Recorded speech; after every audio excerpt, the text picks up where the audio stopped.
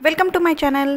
चला आज आपण बघणार आहोत ब्लाऊजच्या नेकला कशी बॉर्डर करायची असते त्यातला एक प्रकार मी तुम्हाला आज दाखवणार आहे। तर नेकलाइन करत असताना तुम्ही खूप वेगवेगळ्या पद्धतीने नेकलाइन करू शकतात। त्यातला आज मी एकदम साधा सिंपल वाला जी एक नेकलाइन आहे ती मी तुम्हाला दाखवणार आहे।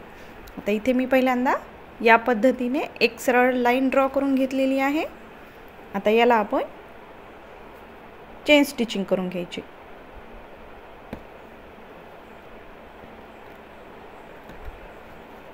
साध्या जरी थ्रेडनेच मी चेन स्टिचिंग करून घेते। जेव्हा आपण नेकला नेकलाइन करत असतो म्हणजे नेकच्या तिथे जेव्हा डिझाइन काढत असतो तर शक्यतो एक किंवा दोन लाइन या पद्धतीने चेन स्टिचिंग करून घ्यायच्या, जेणेकरून स्टिचिंगलाही प्रॉब्लेम येत नाही आणि आपला जे केलेलं वर्क आहे ते सुद्धा डॅमेज होत नाही जेव्हा आपण स्टिचिंग करतो तेव्हा। त्यामुळे शक्यतो एक किंवा दोन लाइन या पद्धतीने ड्रॉ करून घ्यायच्या।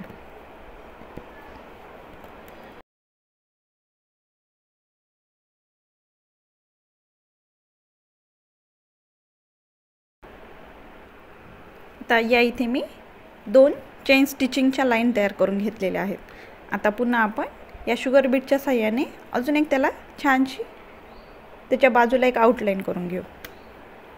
सॉरी,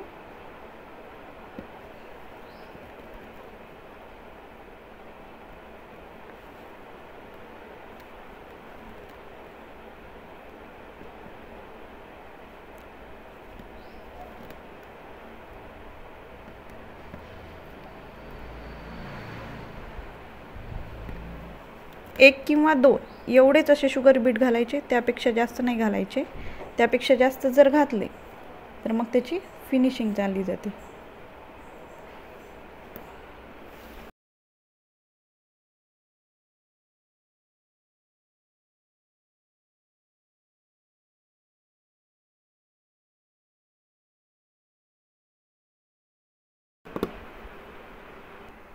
आता यानंतर मी जरदोजीचे छोटे छोटे असे तुकडे करून घेतलेले आहेत या पद्धतीने, आणि या जरदोजीचे आता आपण स्टीम स्टिचिंग करणार आहोत। यासाठी साधा सिंपल सुई आणि दोऱ्या घेतलेला आहे मी।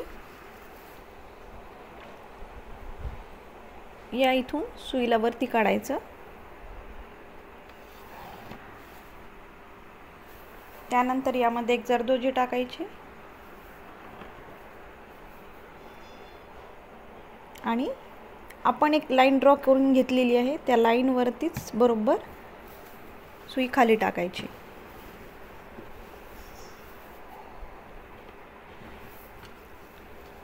आता जी जरदोजी टाकलेली आहे त्याच्या सेंटरच्या तिथून त्या लाइनच्या तिथूनच बरोबर पुन्हा एकदा सुई वरती काढायची।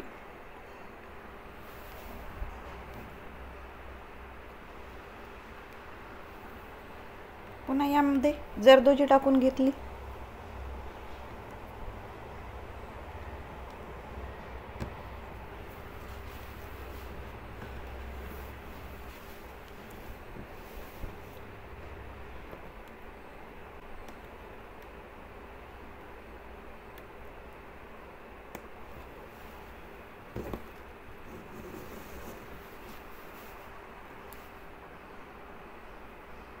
यामध्ये तुम्ही हव्या त्या कलरची जरदोजीचा वापर करू शकतात।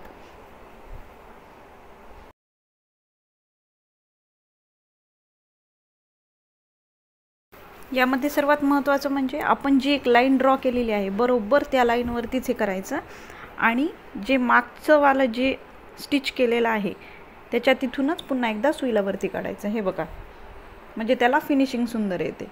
आता हे इथे स्टिच केलेलं आहे पहिलं, बरोबर यायच्या इथूनच सुईला पुन्हा वरती काढायचं।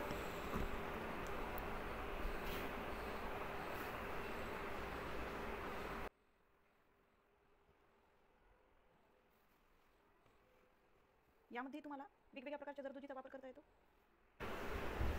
आता ही आपण स्टीम स्टिचिंग करून घेतलेली आहे।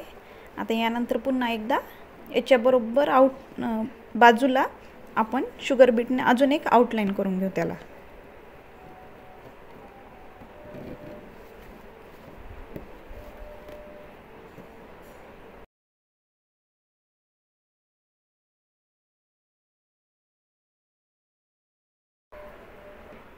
आता यानंतर आपण यामध्ये गेहू मोती टाकणार आहोत. कसा टाकायचा तो मी तुम्हाला दाखवते. या इथून आता सुई खाली टाकून तो दोरावरती घेतला.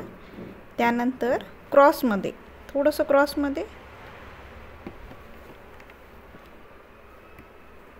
लॉक करून घ्यायचं इकडे पुन्हा. आता यानंतर यामध्ये एक गेहू मोती टाकायचा. पुन्हा इथे लॉक करून घ्यायचं.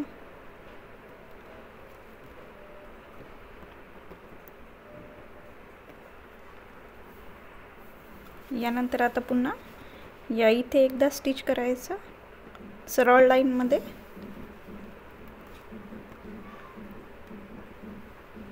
पुन्हा इथे लॉक करून घ्यायचं. त्यानंतर यामध्ये शुगर बीट थोडासा मोठावाला तिथे एकदा स्टिच करायचं आणि ड्रॉप शेपचा मोती या पद्धतीने टाकायचा. इथे लॉक करून घ्यायचं.